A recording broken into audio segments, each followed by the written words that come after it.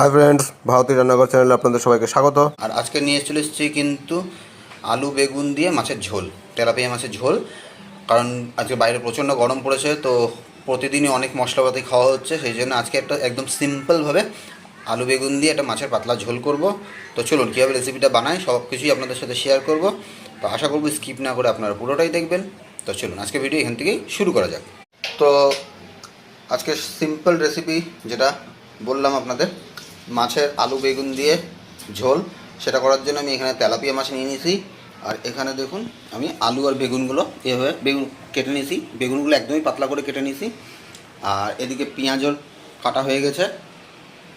তো চলুন রেসিপিটা শুরু করা যাক।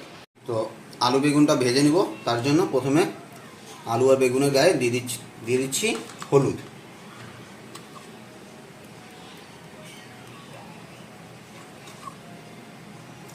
আর এরপর দিয়ে নেব লবণ।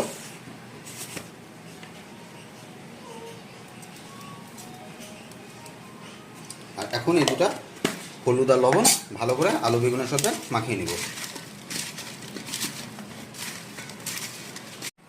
তো কড়াই গরম হয়ে গেছে, এখন তেল দিয়ে নেব।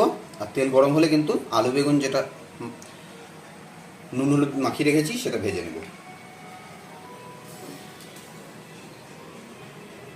তো বন্ধুরা, তেল কিন্তু গরম হয়ে গেছে, আর এখন আলু আর বেগুনগুলো দিয়ে দেব।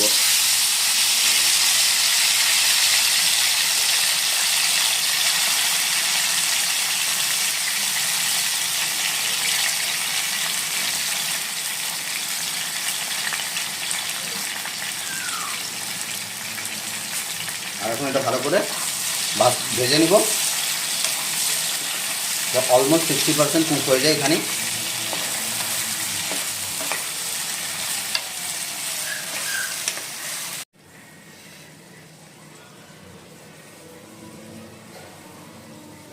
তো বন্ধুরা, আলু আর বেগুন কিন্তু ভাজা হয়ে গেছে অলমোস্ট।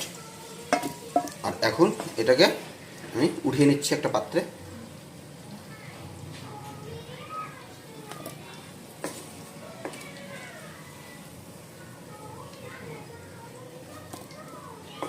তো বন্ধুরা, বেগুন আলু ভাজা হয়ে গেছে, আর এখন মাছগুলোকেও ভেজে নেব এই এক তেলেই। তো ভাজার আগে প্রথমে ম্যারিনেট করার জন্য আমি মাছের গায়ে হলুদ আর লবণ মাখিয়ে নেব।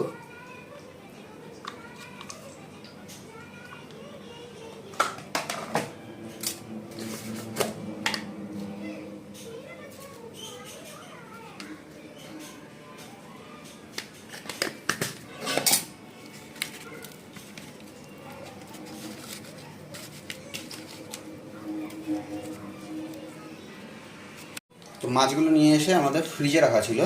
আর ফ্রিজের মাছ কিন্তু ডাইরেক্ট যদি আপনারা ভাজতে চান তাহলে নিচে লেগে যাওয়ার একটা চান্স থাকে, সেই জন্য আমি আগে লবণ দিয়ে নিচ্ছি।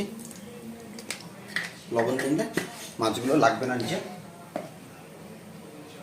আর লবণটা চারিদিকে একটু দিয়ে মিশিয়ে নেবেন তেলের সাথে।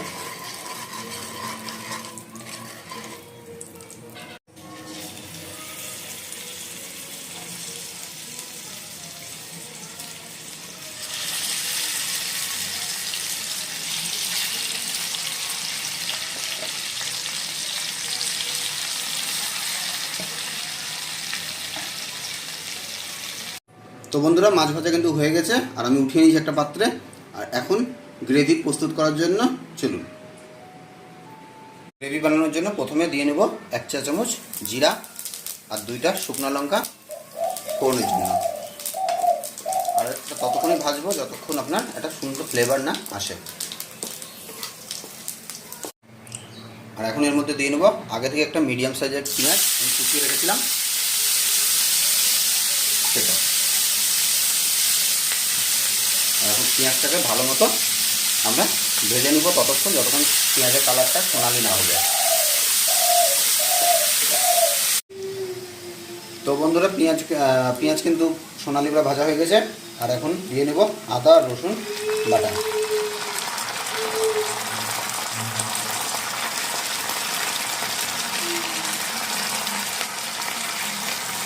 এখন আদা রসুন বাটাটাকে 3-4 মিনিট ধরে ভালো করে কষিয়ে নেব, কারণ নাহলে আদা আর রসুনের কাঁচা গন্ধটা থেকে যাবে।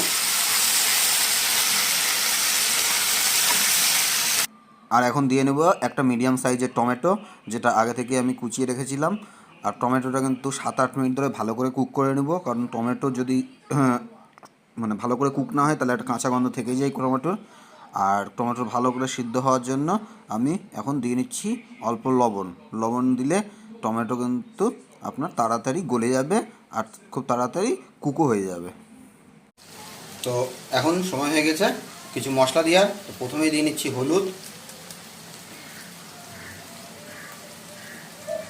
আর দিয়ে নেব লঙ্কার গুঁড়ো,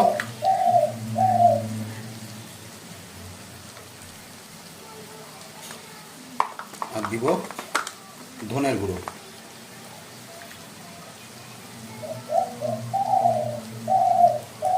এখন মশলাগুলোকে ভালো মতো আমি কষিয়ে নেব।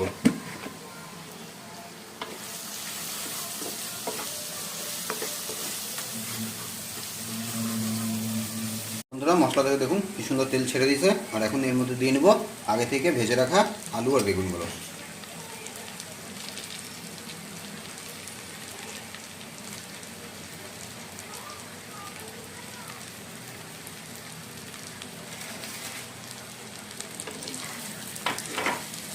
আর এখন দিয়ে নিব পরিমাণ মতো জল।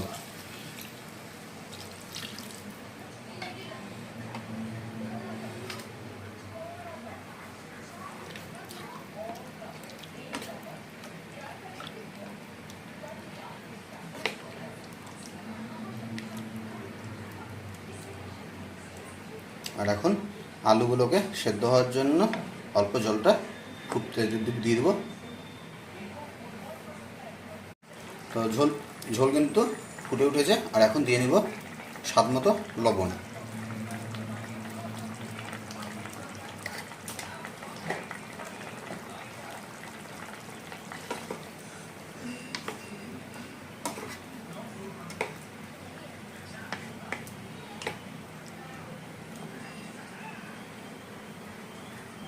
আর দিয়ে নেব মাছগুলো।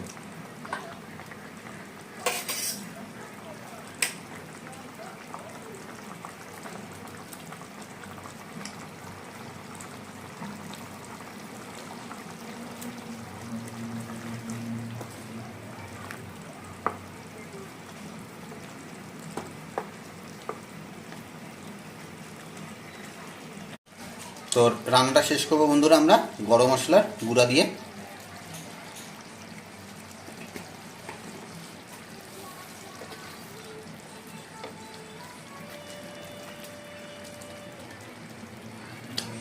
তো আলু বেগুন দিয়ে মাছের ঝোল বন্ধুরা আমাদের কিন্তু একদম রেডি হয়ে গেছে সার্ভ করার জন্য।